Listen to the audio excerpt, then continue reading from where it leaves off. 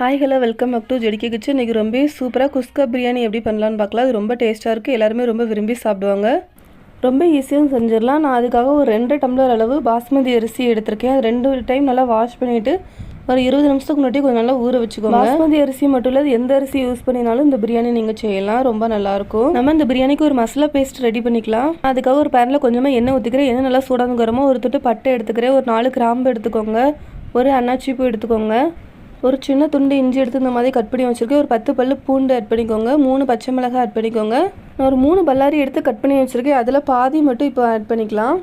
மிச்ச பாதியை நம்ம பிரியாணி செய்கிறப்ப ஆட் பண்ணிக்கலாம். வெங்காயத்தை கொஞ்சம் நல்லா வதக்கி விட்டுக்கோங்க. வெங்காயம் கொஞ்சம் வதங்கினதுக்கு அப்புறமா நான் 3 தக்காளி பழம் கட் பண்ணி வச்சுருக்கேன். அதுலேயும் பாதி ஆட் பண்ணி நல்லா வதக்கி விட்டுக்கோங்க. தக்காளியும் ஓரளவு நல்லா வதங்கினதுக்கு அப்புறமா நான் ஒரு கைப்பிடி அளவு கொத்தமல்லி தழை, ஒரு கைப்பிடி அளவு புதினா தழை ஆட் பண்ணியிருக்கேன். பிரியாணிக்கு கொத்தமல்லி புதினா ஆட் பண்ணி பண்ணால் தான் நல்லா டேஸ்ட் நல்லாயிருக்கும். நல்லா வதக்கி விட்டுக்கோங்க புதினாவையும் கொத்தமல்லியும். புதினா கொத்தமல்லி நல்லா வதங்கினதுக்கப்புறமா நல்லா ஆற வச்சுட்டு அதை மிக்ஸி ஜாருக்கு மாற்றிக்கோங்க. நான் மிக்ஸி ஜாருக்கு மாற்றிட்டு அது கூட ஒரு 3 ஸ்பூன் அளவு தயிர் ஆட் பண்ணியிருக்கேன். நான் மூடி போட்டு கொஞ்சம் நல்லா ஃபைனாக அரைச்சி எடுத்துக்கோங்க. நான் இந்த மாதிரி நல்லா அரைச்சி எடுத்துட்டேன். இன்னும் ஒரு குக்கரில் தேவையான அளவு எண்ணெய் ஊற்றிக்கோங்க. கொஞ்சமாக நெய்யும் ஆட் பண்ணிக்கிறேன். அப்போ தான் டேஸ்ட் நல்லாயிருக்கும்.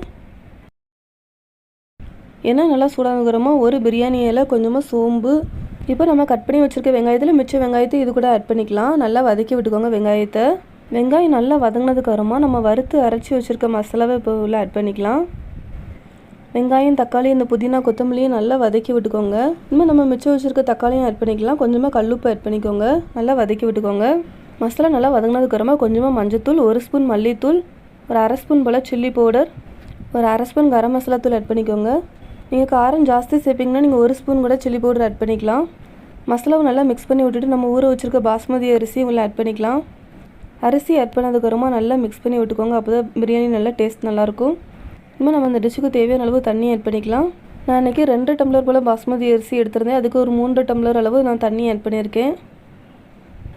தண்ணி ஆட் பண்ணிவிட்டு நல்லா மிக்ஸ் பண்ணி விட்டுக்கோங்க. உப்பு கொஞ்சம் கரெக்டாக இருக்கான்னு செக் பண்ணி பார்த்துக்கோங்க.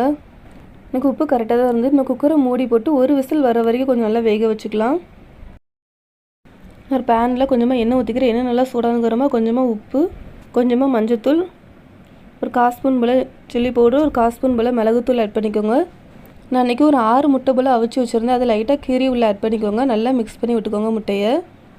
நான் அது கூடவே ஒரு 2 பச்சை மிளகாவும் உள்ள ஆட் பண்ணிக்கிறேன். கொஞ்சமாக கருவேப்பிலை ஆட் பண்ணிக்கோங்க. நல்லா வாசமாக இருக்கும். கடைசியாக கொஞ்சமாக கொத்தமல்லி தலையும் போட்டு இந்த மாதிரி நல்லா மிக்ஸ் பண்ணி எடுத்துக்கோங்க. அது நல்லா டேஸ்ட்டாகவும் நல்லா வாசமாகவும் இருக்கும்.